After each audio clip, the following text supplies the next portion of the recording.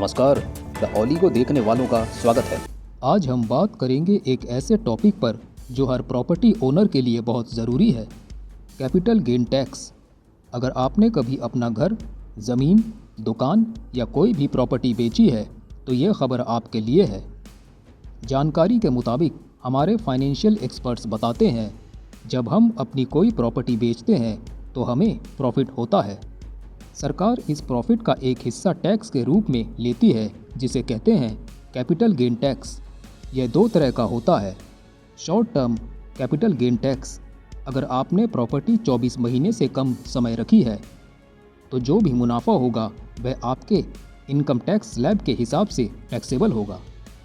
Long term capital gain tax, अगर आपने property 24 महीने से ज़्यादा समय रखी है तो मुनाफे पर 20% टैक्स प्लस 4% सेस लगता है, यानी कुल 20.8% टैक्स। सरकार महंगाई को ध्यान में रखते हुए इंडेक्सेशन बेनिफिट देती है।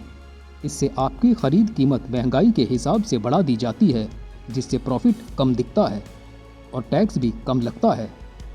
बजट 2024 में बदलाव के बाद 23 जुलाई 2024 से पहले खरीदी गई प्रॉपर्टी पर आपको दो विकल्प मिलते हैं।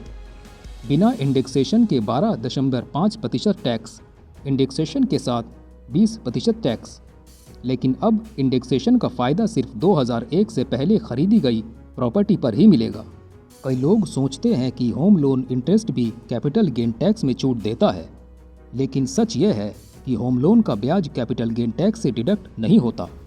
पुराने इनकम टैक्स सिस्टम में होम लोन इंटरेस्ट पर सालाना 2 लाख तक की छूट अलग से मिलती है। अब सबसे ज़रूरी बात, टैक्स सेविंग टिप्स। अगर आप प्रॉपर्टी बेचने के बाद तय समय में कुछ इन्वेस्टमेंट्स करते हैं तो आप टैक्स से बच सकते हैं। अगर आप घर बेचने के 2 साल बाद या 1 साल पहले नया घर खरीद लेते हैं तो टैक्स में छूट मिलती है। घर बेचने के 3 साल के अंदर नया घर बनवाने पर भी छूट।